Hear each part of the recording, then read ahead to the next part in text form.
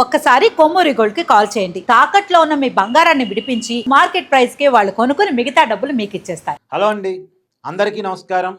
నేను మీ కట్ట కార్తీక్. నిన్న జగన్మోహన్ రెడ్డి గారు చేసిన రచ్చ మీ అందరికీ తెలుసు. ఎవరు సంతకాలు పెట్టారో తెలియదు కానీ 1 కోటి సంతకాలు సేకరించాం మెడికల్ కాలేజీల ప్రైవేటీకరణకు వ్యతిరేకంగా అని చెప్పేసి ఆ 1 కోటి సంతకాలతోటి నిన్న గవర్నర్ గారిని కలిశారు. గవర్నర్ గారికి 1 కోటి సంతకాలు ఇచ్చారు. తర్వాత మీడియాతో జగన్మోహన్ రెడ్డి గారు మాట్లాడారు.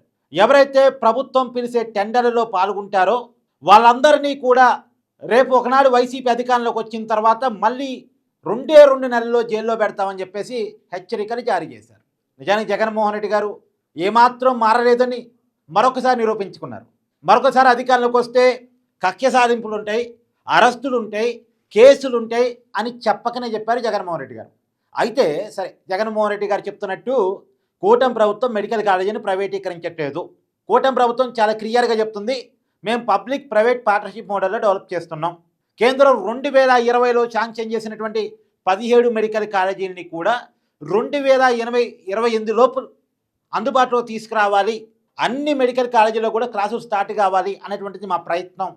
అందులోనూ నాణ్యమైన విద్యను అందించాలి, నాణ్యమైన వైద్యాన్ని అందించాలి అనేటువంటిది మా ప్రయత్నం అనేటువంటిది కూటమి ప్రభుత్వం చెప్తా ఉంది. పూర్తిగా అజమాయిషి పెత్తనం ప్రభుత్వం చేతుల్లో ఉంటుంది, కేవలం మెయింటెనెన్స్ మాత్రమే ప్రైవేట్ చేతుల్లో ఉంటుంది అనేటువంటిది ప్రభుత్వం చెప్తున్నమాట. పబ్లిక్ ప్రైవేట్ పార్ట్నర్షిప్ మంచిది అనేటువంటిది ఇలా వైసీపీ నాయకులు కూడా గతంలో చెప్పారు. ఇదిగోండి, నేను ఆధారం చూపిస్తున్నా. పార్లమెంట్ స్టాండింగ్ కమిటీలో వైసీపీ తిరుపతి ఎంపీగా ఉన్నటువంటి గురుమూర్తి సభ్యుడిగా ఉన్నాడు. ఇదిగో చూడండి, 13వ పేరు అతనిదే ఉంది.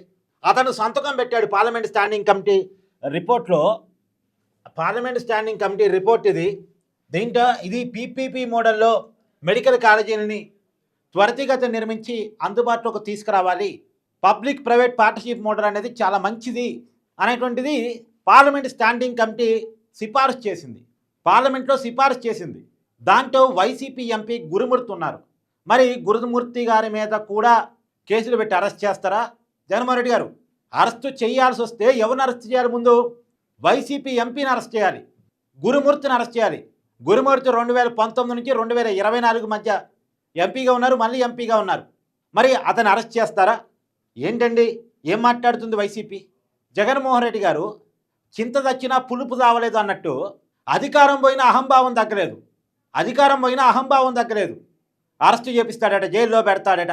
బెదిరిస్తున్నారా? ఎవరిని బెదిరిస్తున్నారు మీరు? ప్రజలను బెదిరిస్తున్నారా? ప్రభుత్వాన్ని బెదిరిస్తున్నారా?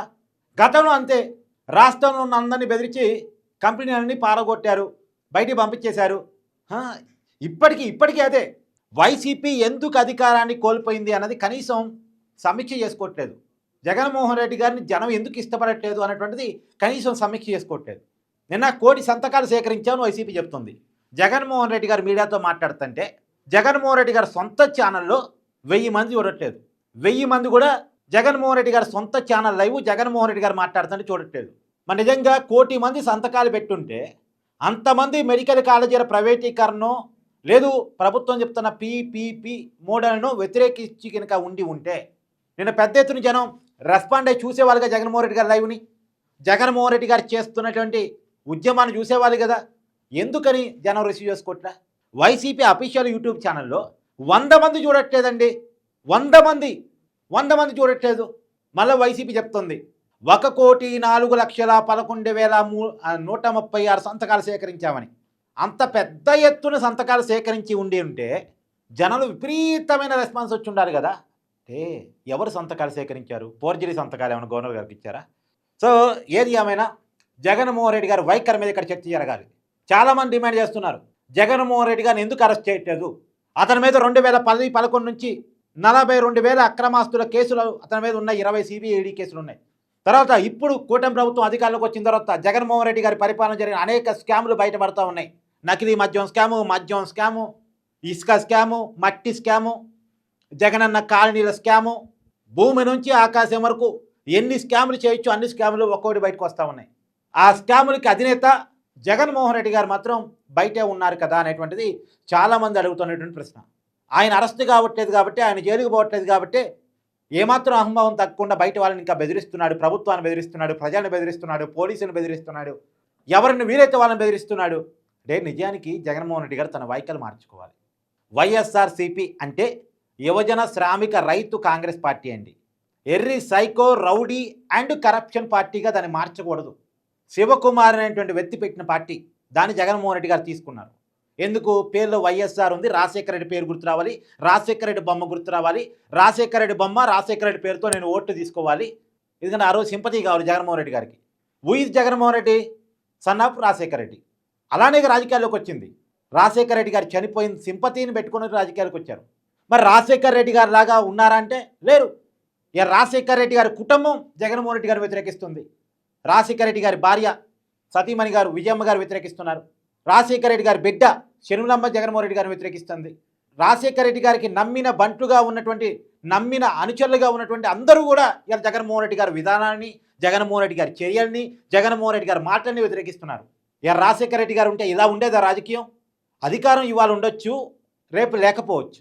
ప్రతిపక్ష హోదా కూడా ఇవాళ లేకపోవచ్చు, రేపు అధికారమే రావచ్చు. అధికారం ఎవరి చేతుల్లో శాశ్వతంగా ఉండదు. కానీ నాయకుల్లాగా ఉంటే ప్రజలు అధికారం ఇస్తారు. కానీ నాయకుల్లాగా లేకుండా రౌడీలాగా ఉంటే, బెదిరింపులు దిగితే, సో జగన్మోహన్ రెడ్డి గారు కనీసం సమీక్ష చేసుకోవాల్సిన అవసరం ఉంది అనేటువంటిది నా వాదన. ఇదేదో నేను జగన్మోహన్ రెడ్డి గారిని విమర్శించడానికి కాదండి. ఆయన మాట్లాడుతున్న మాటలు కరెక్ట్ కాదు. ఇప్పుడు పార్లమెంట్లో ఒక వైఖరి, గ్రౌండ్లో మరొక వైఖరా? కేంద్రంలోనేమో జీవూజర్ అంటారు, ఏది చెప్తే అది ఓకే మాకు, ఎందుకంటే బీజేపీతో పెట్టుకోలేరు. మోడీ గారిని వ్యతిరేకిస్తే ఏమైతో జగన్మోహన్ రెడ్డి గారికి బాగా తెలుసు. అంతెందుకంటే నేను చెప్తున్నా వినండి. మొన్న వక్ఫ్ భూములకు సంబంధించినటువంటి చట్టం పార్లమెంట్లో వచ్చినప్పుడు లోక్సభలో ఒక వైఖరి, రాజ్యసభలో ఒక వైఖరి.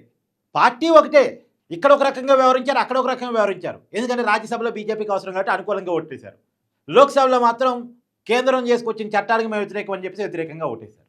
ఇలాంటి రాజకీయ పార్టీ దేశంలో ఇంకేమైనా ఉందా చెప్పండి? ఒకటే పార్టీ, ఆ సభలో ఒక వైఖరి, ఈ సభలో మరొక వైఖరి. వైసీపీకి మాత్రమే సాధ్యం. అంటే జగన్మోహన్ రెడ్డి గారు ఏం చేసినా సమర్థించే కొద్దిమంది జనాలు ఉంటారు కాబట్టి ఇటు చెల్లుబాటు అవుతుంది. జగన్మోహన్ రెడ్డి గారు మీరు మారకపోతే మీ వెనకాల గుడ్డిగా సపోర్ట్ చేసే జనాలు వాళ్ళే ఎప్పటికీ మిగులుతారేమో. వాళ్ళు కూడా చిన్నగా జారుకుంటారు.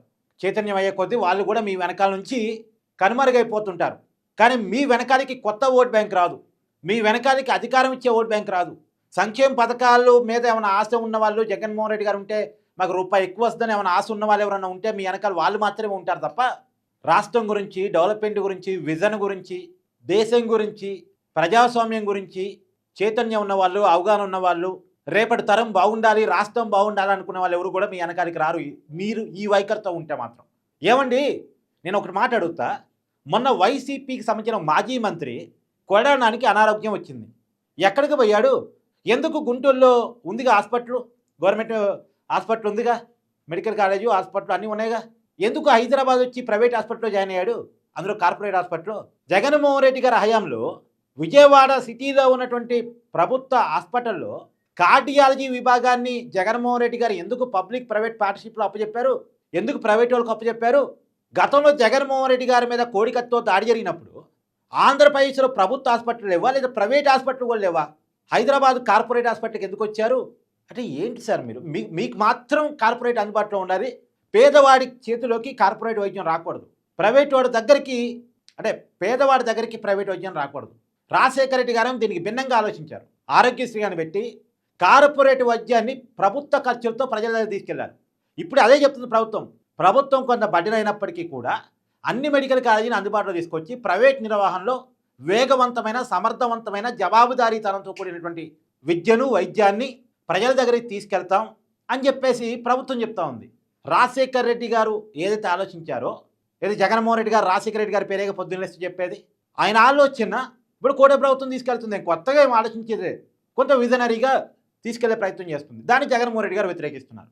సో ఒకసారి జగన్మోహన్ రెడ్డి గారు తను మాట్లాడుతున్న మాటల గురించి సమీక్ష చేసుకుంటే మంచిది అనేటువంటిది నా ఉద్దేశం. Yeah, thank you.